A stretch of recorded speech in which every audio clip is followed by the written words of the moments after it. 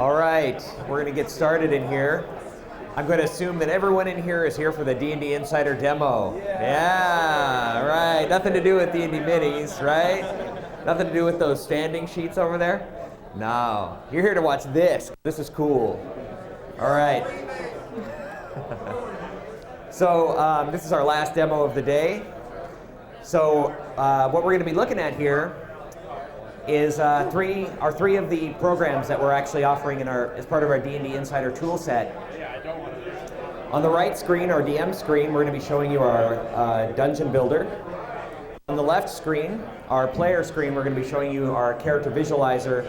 And then we're going to load up the Dungeons & Dragons game table and show you from both perspectives, from the DM and the player's view. So on our right monitor over here, our DM is putting the finishing touches on his dungeon.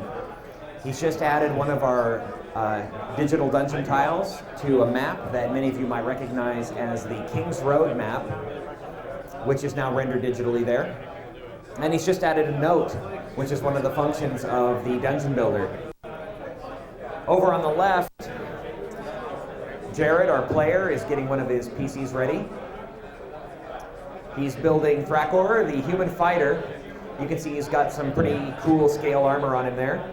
And he's chosen one of our face options. We offer several different faces for each race, as well as a morphing slider that you can use to sort of customize the faces, sliding between a couple of the different options. In addition, there are a number of haircuts available for each race and gender, as well as hair colors. Now, when you go to choose color for anything from hair to skin tone to equipment, we give you some default options based on your race. These are just our recommendations, however, and if it's not really to your taste, you can always call up our color wheel and color your hair, skin, clothing, however you'd like. You can also pose your character how you'd like. There's a pose slider, as well as a number of different weapons available. Everything in the player's handbook will be available at launch. So while Thrakor here chooses his weapon, well, that's pretty cool, nice battle axe. We're going to go back over to the right and look as Didier, our DM, continues to put the finishing touches on his dungeon. As you can see on the right portion of this screen, our tiles, our digital tiles, just as with our physical product, have two sides, and you can flip them. The left column there would be side one, or the A side, the right column, the B side. And it's basically just a drag and drop interface. In addition to using the digital tiles or loading up the maps that we'll have available, you can draw using our digital drawing tool. This is sort of an example of our freeform drawing. You can draw in that sort of negative space. You can also draw on the maps and tiles that you've loaded up. In addition to drawing, we also have a stamp utility that he just used there to add different stamps that represent whatever you want them to represent, frankly, in a number of different sizes and colors. Those of you who play miniatures might recognize that as our difficult terrain symbol. It's one of the stamps we'll have available. And now he's using our snap to grid function to draw in straight lines, which is something that I have difficulty doing, so I'm very happy to have the snap to grid ability. And now he's increased the brush size there to indicate an area of water, or possibly ice, who knows. So he's finished up his dungeon and has saved it. So let's go look back here at the character visualizer. Thrakor the fighter looks like he's pretty well set. You know, his sword could use something. Perhaps a glow. Oh, that's a shield.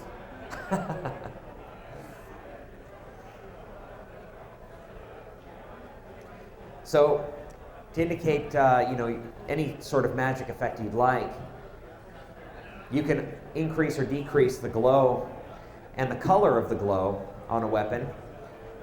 Anything from sort of like a sun sword look, and increase and decrease the radiance of that, to sort of a silvery effect.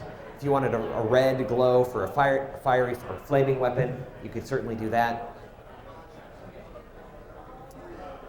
And you can do that actually for any of your pieces of equipment. So if you had a magic armor, you can make your armor glow. If you had a magic shield, make your shield glow. Magic boots, you can make your boots glow. So it looks like Thrakor was all wrapped up there, so we moved on to Firstborn, the Dragonborn, wearing a nice suit of plate armor in the Dragonborn style. Posed, and now fully viewed in his, we can strip away the UI and look at him in his full glory there in that 360-degree environment. We have a different background like that for every race.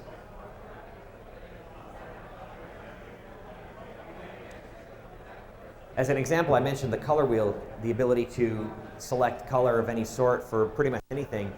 You see you can alter his armor, whatever color you choose, primary and secondary, which is the main armor color and then the trim color, as well as his skin tone.